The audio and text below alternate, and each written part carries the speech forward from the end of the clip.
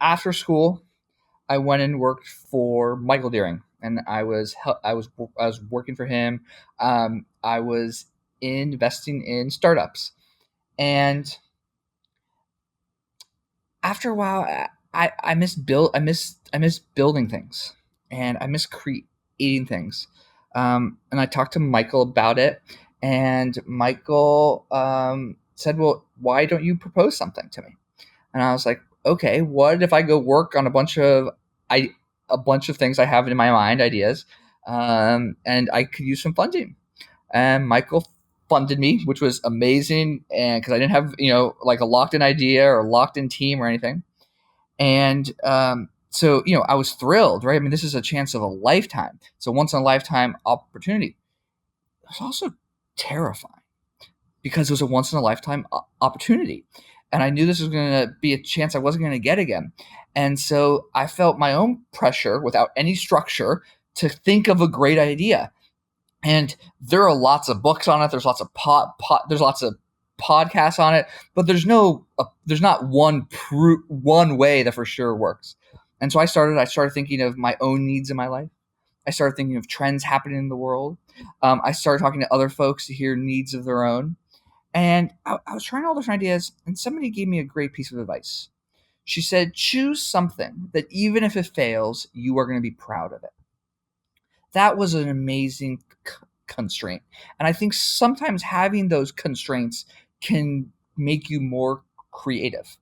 And so then for me, it was like the optimization of sales, flow and funnel wasn't going to be the thing. I had to think, what are the things that actually drive me in life? And um, I thought a lot about my grandmother. So I was in part raised by her.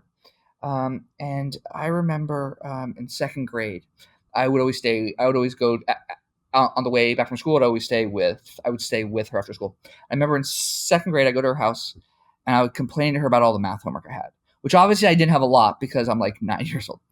And my grandma, I'm complaining to her, and I'm whining about it. And my grandma tells me, "I want to tell you a story," which is like the last thing you want to hear when you're like 9 years old. And my grandma starts. She was 16 years old, living in the time in Krakow in Poland. Her and her mom go on a family vacation. Dad's going to join, but stays home a couple extra days to finish some work. While they're on vacation, the Nazis invaded. They killed her father, took everything. She flees to New York City. The only job her and her mom can get is on the factory floor of a factory. They're working side by side, and my grandma decides she wants to become a doctor. She finds every medical school in the state of New York and applies to them. She gets a no from every single one. She applies to every school she can. She gets a no from every single one, keeps working in the factory, applies again. She starts calling the deans of admissions and asking, why am I not getting in? And they all hang up on her, except for this one guy who says, I'll be honest with you. You have 3 strikes against you. You're a woman, a foreigner, and you're Jewish. Hangs up the phone. She keeps working the factory, applies again the next year, and gets into one school and becomes a pediatrician. And I'm 8 or 9 years old, and I'm staring at her because this is intense stuff to be hearing from just having complained about math homework. And she goes, David, the point I'm trying to make to you is education's the only thing that someone can't take away from you.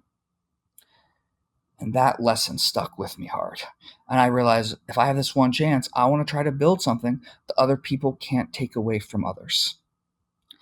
With that as a constraint, like all of a sudden, the world of what I was going to work on got much smaller. And I knew it was going to be an education. And then it was about evolving and iterating and figuring out what was that going to be inside education.